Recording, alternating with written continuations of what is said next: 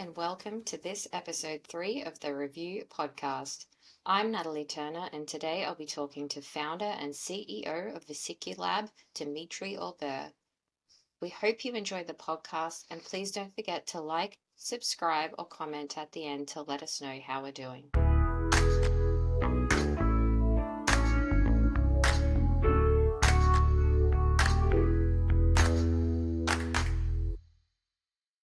Dimitri, welcome to the podcast.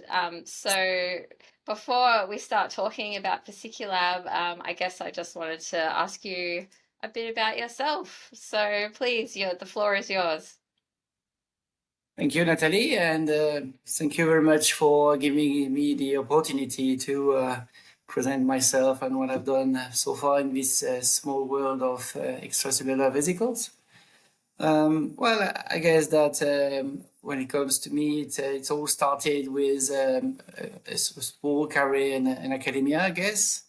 I did a PhD in organic chemistry at the University of Nottingham.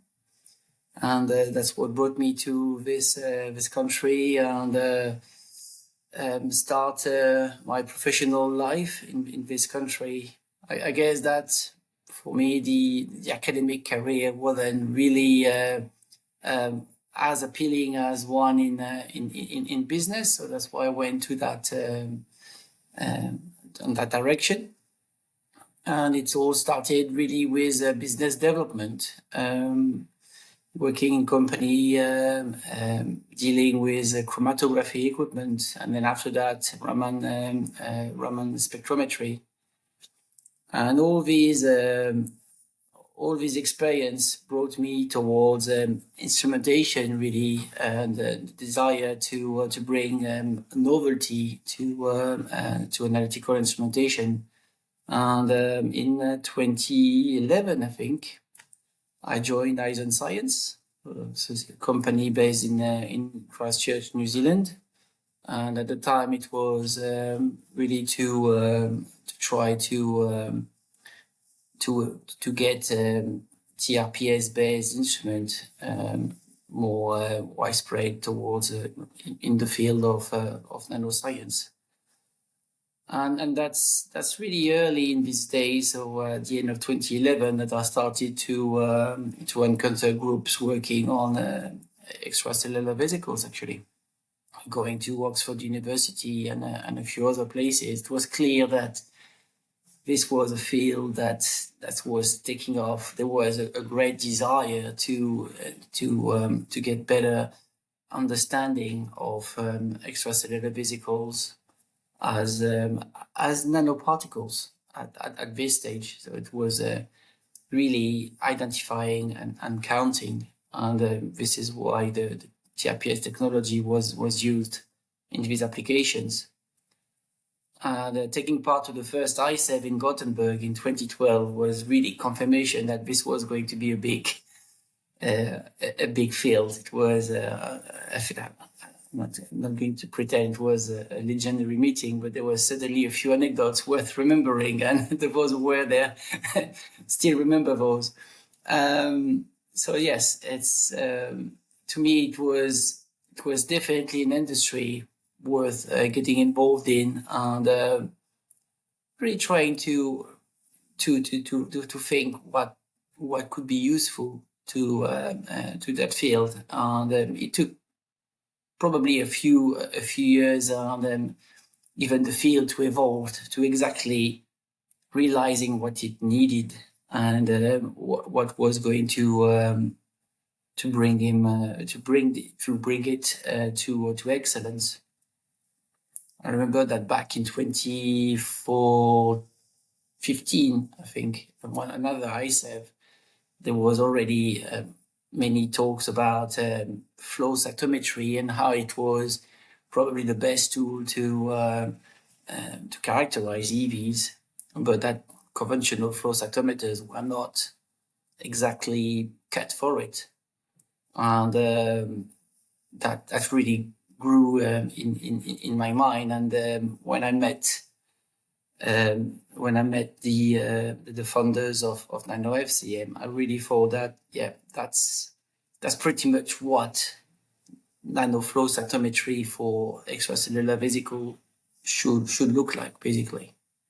And that really triggered me to jump and basically get involved with that company and try to basically bring that technology and make it a very a standard method, basically for EV analysis.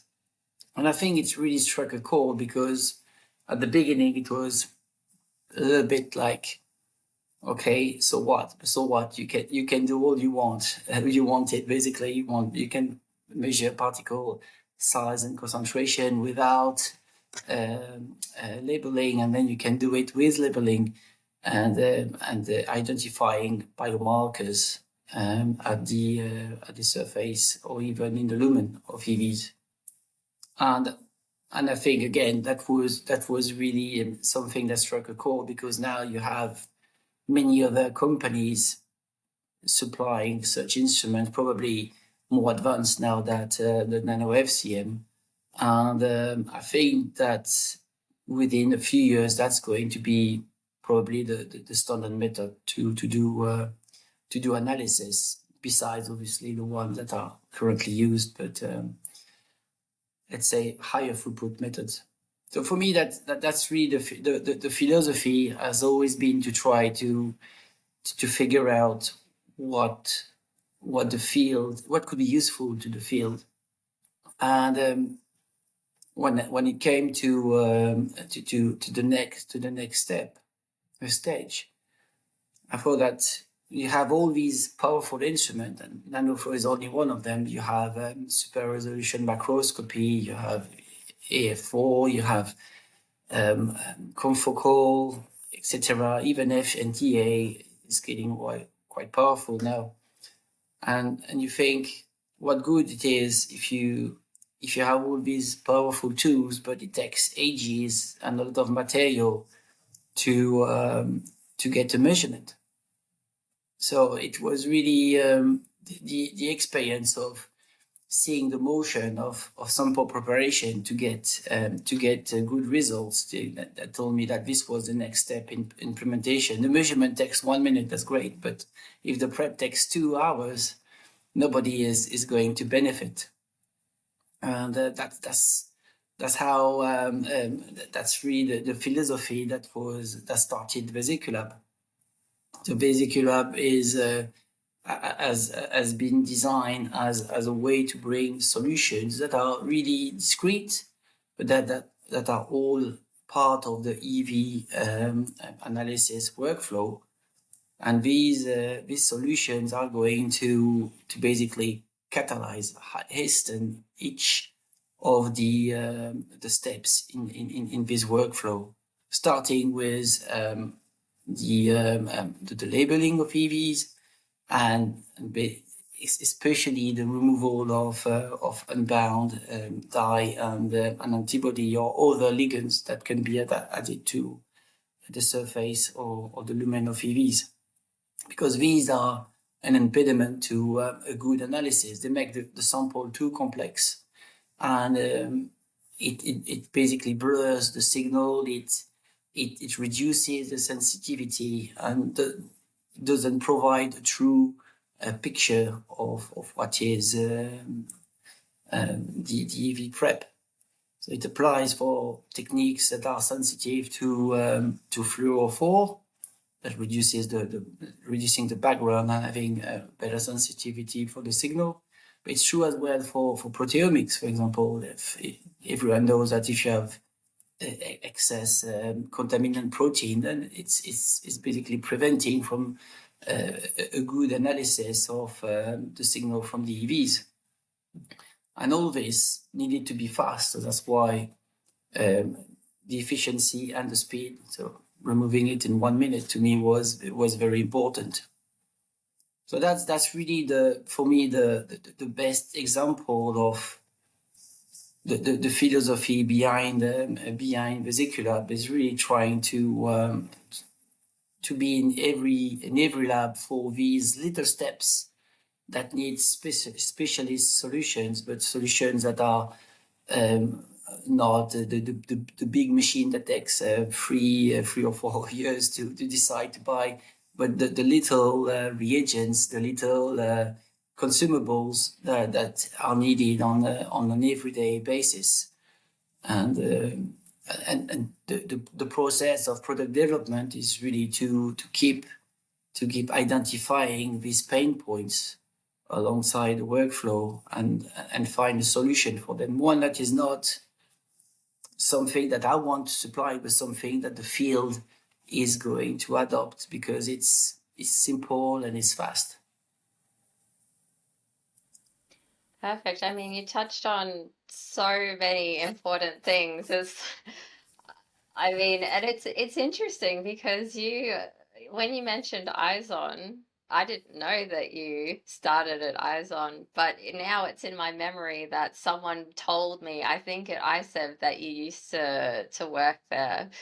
And then you went to Nano FCM, and now you've got Vesiculab. So like the field is evolving, you seem to be evolving with it equally, and now you've, as you say, you're identifying these pain points that will help improve things in small but significant ways for people. I think that's yeah, that's really interesting because we all have these things in our workflows that, as you say, like it might take 5 minutes to analyze something, but actually the prep takes half a day or something, and it just slows things right down. And I've spoken to people at conferences before, at ICEV in Seattle, at ICEV this year, and with everything in academia, like you're applying for grants, you have these deadlines, you've got to write these papers and write more grants based on the papers, but everything in EV research takes 3 times as long, 5 times as long, because you've got all these extra steps that you have to do. So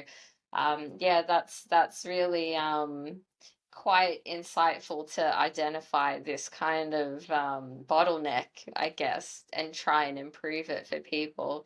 So really fascinating. So I guess, I'm going to ask you a bit more about Vesiculab and the products that you've developed and how you went about kind of developing those things. But I want to find out more about you as well. So you're in Nottingham now. Vesiculab is Yes. based in Nottingham? Yes, And you yes, did your PhD in Nottingham as well. that's correct. This is what brought me to Nottingham. So to do my PhD back in 1998. So been here for 26 years now. Wow. I It lived must be in the good UK if you more. stayed that long. Yes, more than in France actually.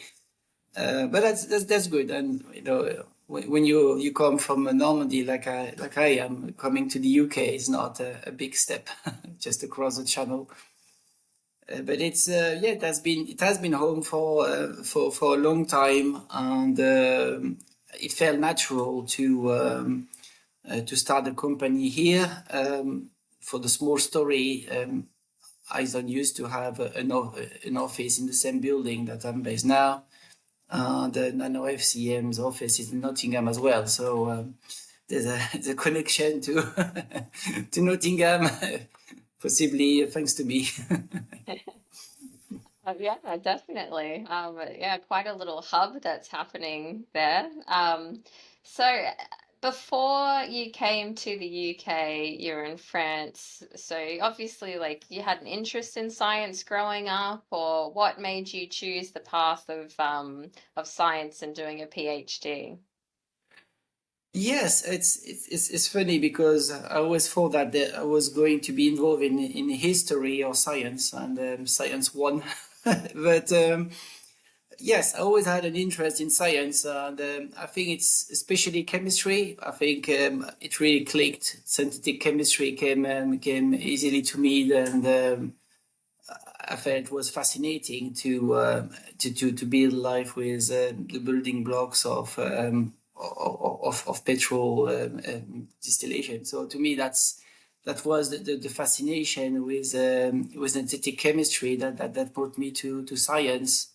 And I think that although the times were quite different for the pharma industry back in when I started my PhD, the the blockbuster model was all mostly based on small molecules, and this was going to be the normality. You join a pharma company, or you go to academia, but if you go in that industry, you make small molecules, you screen for activity, and you make a drug. All these things were upended by the event of biosciences really becoming the new business model, as well as the basis for many advances in the pharmaceutical world. And that's what led me to more and more applications, transnational sciences.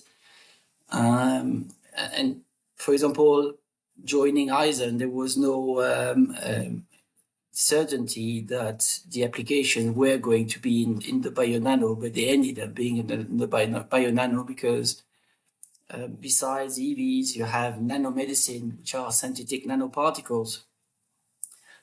But they were already an established industry, much more difficult to penetrate when extracellular vesicles was still a young field, and to some extent gene therapy, and it's much easier to establish yourself as a new company with a new technology if the field is not already not ossified, but really already set, basically. So that's the philosophy as well. But to be on the personal level, I truly enjoy the science around extracellular vesicles, because I think it combines a lot of many different disciplines. And it needs so, because you need as much the physicists, the chemists, and the biologists, immunologists, and etc. to make the science compelling. So that's what I find very interesting in that particular field. When it comes to the idea of science itself, I think it's really the realization that humanity benefits from science on so many levels, and I don't think that I'm not the party of leaving stones unturned. They need to be turned and see what can be had, and then obviously make the best use of it. But I think it's important to understand both the mechanisms of science, as well as the potential applications. So it's good, again, to have a foot in each of these sides, the fundamental science that needs to be done to better understand the mechanisms, but also the translation. And sometimes maybe a bit early, maybe the translation sometimes there's a temptation to do it before everything is understood. But I think it's not a bad idea to be a pioneer, and when obviously there's a possibility, because it's mainly private companies who do the translation. Just to do that and try to come up with cures, with therapies or diagnostics that can help people right now, not in 20 or 30 years. As everyone knows, any progress needs to, the benefits of it, the sooner they happen, the better, because science needs to be backed up by the public, as well as with the government, really. So it's I feel the support of the public comes from what science does, and the good stories matter. Yeah, definitely. And it's funny you say the gene therapy. I obviously checked out the Vesiculab website before our conversation started today. And on your website, you mention gene therapy.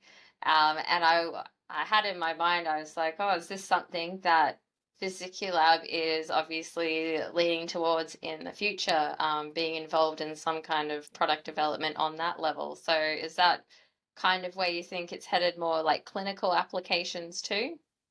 No, again, that's really not the aim of Vesiculab. It's really very much solutions for research in the lab. But when you think about it, what unites all these three worlds of gene therapy, extracellular vesicles, and nanomedicine is that all the entities that basically deliver the active ingredients are nano in size. So it's really from the perspective that many of the solutions that are offered to each of these industries are very similar, and the workflows are as well. So whatever works for EVs is going to most of the time is going to work for NPEs and is going to work for lentiviruses. And this is what I found in my previous companies. So it's the logic is not to restrict the offer and try to reach out to scientists in these industries. The reality is that you have to choose your battles a little bit. At the beginning, Vesiculab has been going for a year since the launch, the start of commercialization of the products, and you just can't reach out to everyone. It's a big world out there, and when you start, you don't have the potential to reach out to all this industry and craft your message to each and every applications possible. So the focus at the beginning has been really on extracellular vesicles and to some extent LNPs as well. Because these two topics are really burgeoning, and there's a lot of traction behind them. And as the company grows and becomes embedded into these industries, then it will be possible to bring that same message to the gene therapy community as well, which is maybe a bit setting itself a bit apart from non-viral drug delivery. But that's really the future. Really big, yeah, I mean, it seems like there's a really big scope for who you could serve, who you could partner up with, who you could develop products with. So I guess from where you started in Vesiculab, I see you've now got like quite a number of products available that people can purchase. So did you want to tell me a bit about the products, how they came about? Did you have these in mind for a long time, or did you develop them after you decided to set up Vesiculab? Well, tell me a little bit about the evolution of those products. Well, when it comes to product development, it's always there's always an idea at the back of your mind, but these things evolve when you're in the field. So it's not a big secret. When the products that are in the range are a mixture of origins. Some of them are developed in-house, and that's at the moment that's the VesiSec micro columns, or the size exclusion chromatography spin columns. And they are designed and made in-house here in Nottingham. And some of the engineered EVs, these products are basically made under license, because it would have been too difficult to come up with the whole engineering in just such a period of time. Just having the ability to use a state-of-the-art lab and protocols and all the equipment that is required to isolate and purify EVs at scale, really out of a bioreactor. It's not something you can conjure in just a few months. Basically, I'm sure you appreciate that. So it's done under licensing agreement, and I've got some some exclusive agreements which make the product very unique. So that's one actually of the axis of development of the companies is to partnering with either companies or academic groups that have inventions that are very good on their own, but that don't really warrant the creation of a company. And that's very often the case. I'm sure that when you're doing a bibliography, you see that you have many very good articles that come up with a protocol based on a formula or some sort of discovery that could be commercialized because it would be useful, but they're not, because at the end of the day, it's too punctual, and it's probably not worth the effort for an academic group or even a company. So the idea is to tell another company to commercialize it, and that would be something that Vesiculab would be looking at if there was a good potential, if it was a good fit for the workflow. And some other products are basically could be just taken from another company and taken as in the Vesiculab range.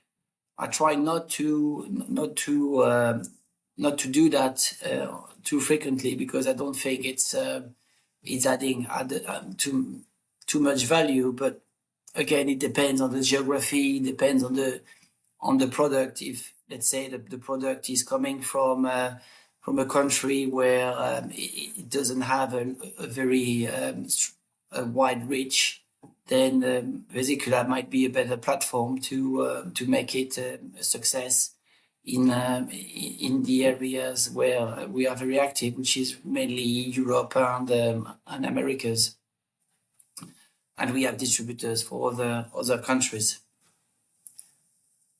And when it comes to ideas, it's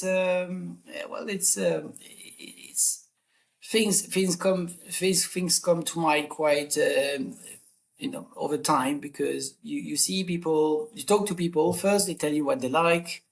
At iZON, I was very involved in the development of the qEV columns, and it's quite easy to see that they've been a very big success. I remember the pre-qEV days where it was, let's say, getting EVs wasn't a certainty. There was always something in the tube, but not the guarantee that they were EVs.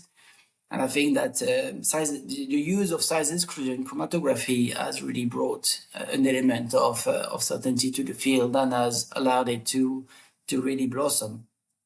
And now I think it's time for size exclusion chromatography to evolve. It needs to be faster, and you have different ways to do it. You can automate the process. Take the gravity flow columns as they are, and basically multiplex, automate, and makes the process less painful for the user, not having to spend the whole time on doing the separation. On the other hand, there might be other approach, and I felt that using a spin approach with a gel that could be really adapted to that use was a very good option, because time-wise is much faster, and ultimately not everyone wants to fractionate. So especially if you're doing some sample cleanup, you have a very good sample to start with. You make it more complex because you mix some dyes and antibodies. All you want is to get your label sample back, not diluted, not with no loss of material, all you want is to remove unborn material, and that's why I think for these use the spin approach was very useful. And more people have been using instruments that benefit from labeling. It's not just for functional assays these days. It's really flow cytometry. It's FNTA, even fluorescence, MRPS. All these techniques they require labeling, and again the realization was that this was not going to be easy for users if they were not going to be able to do the sample prep in an instant. And think about big studies as well.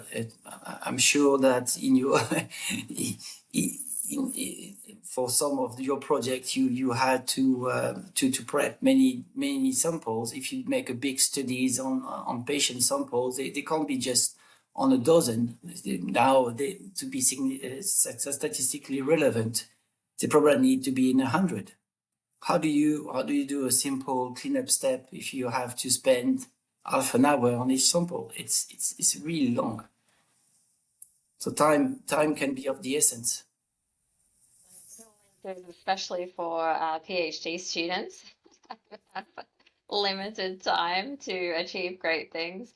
But yeah, for labs everywhere, it's the same thing. So we want something that's fast, that's efficient, that you can multiplex or, 96 well format, things like that, that will speed things up a lot. So 100% understand what what you're saying, and yeah, it makes a lot of sense. So I guess I wanted to also ask you, like your perspective. So in terms of what it was like before Vesiculab in your day-to-day, and now what it's like that you've started Vesiculab and being essentially like you've started your own company, what's it like now? How has life changed? How has your week changed? Can you describe like your typical week on average and how that is?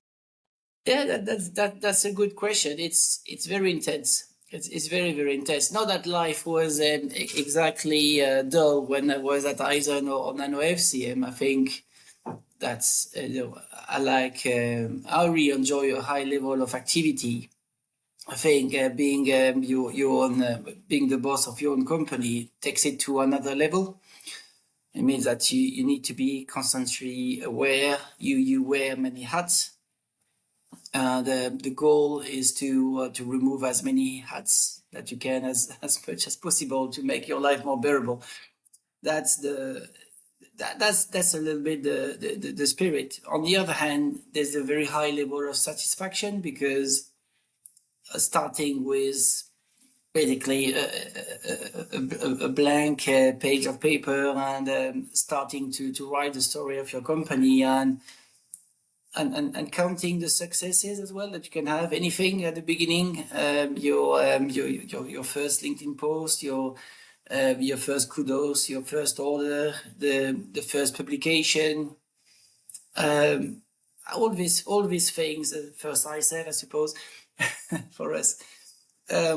All these things they matter because on the day-to-day it's really you need to find routines. Things need to be done on a day-to-day level, and at the same time you need to think about, okay, where do we want to be in 3, 6, 12 months, and start to pull the lever to make sure that what you want in this on these stages is going to happen, basically.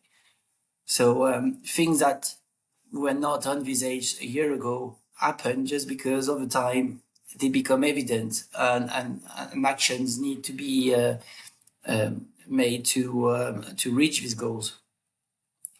So that's really the life in the CEO. I guess I was quite well prepared because in my previous position I was the managing director. So I've set up a nano FCM in the UK, and it was really starting from scratch, building a team, and get the company from zero to hero. So I guess I'm used to doing this type of things, except that this time it's really starting from not only from zero in terms of the brand, but it's also starting with no product. So everything had to be conjured from the ground, and that makes it very intense, but very exciting as well.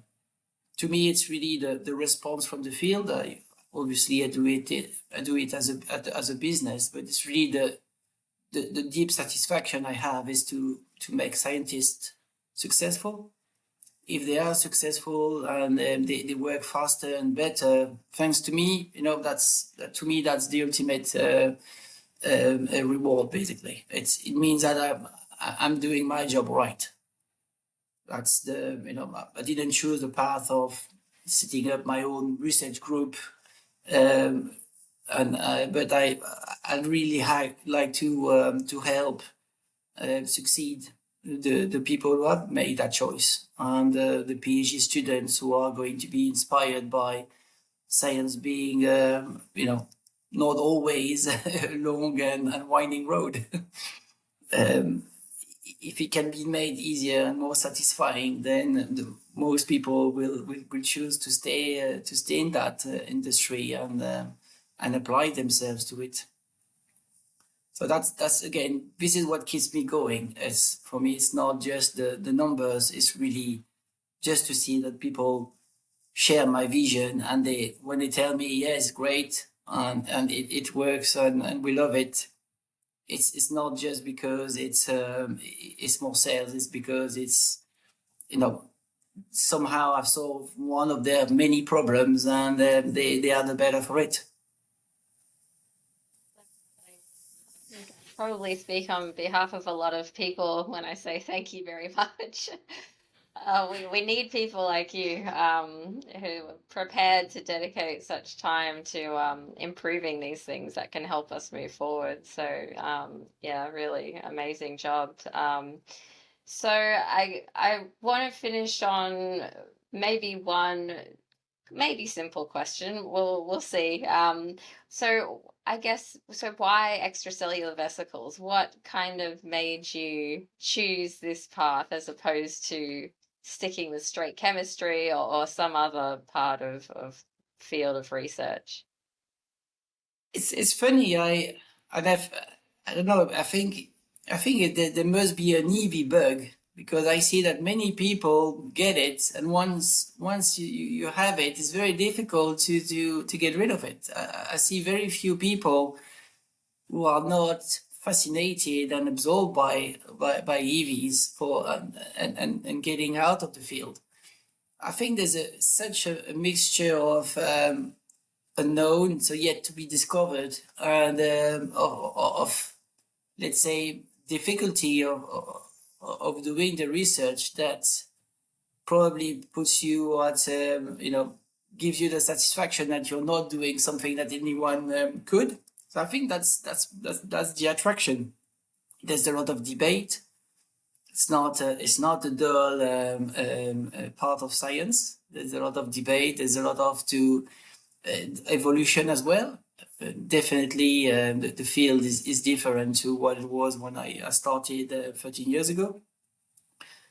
I like the fact that people can revisit what has been done and said, okay, this is what we knew before, and maybe it was based on not optimal work, and now we know better because we have better tools to explore these mechanisms. So I think this is what I like about extracellular vesicles. That's maybe that's my Indiana Jones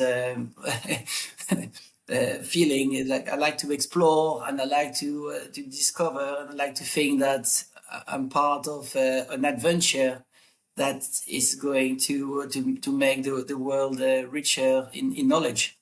I really enjoy that part, and I've seen it around me. there are so many people who have the same feeling, and then they get the field moving forward. So I'm just one of them. We're a very enthusiastic bunch, I have to say. I mean, if you anyone who's ever been to an ICEV meeting, I think we all have that same feeling that we all have that bug, as you say. So, Dimitri, I think we'll leave it there. I just want to say thank you so much. You've been an absolutely amazing guest, and I'm sure everyone's going to enjoy listening to this. Thank you, Natalie. You take care.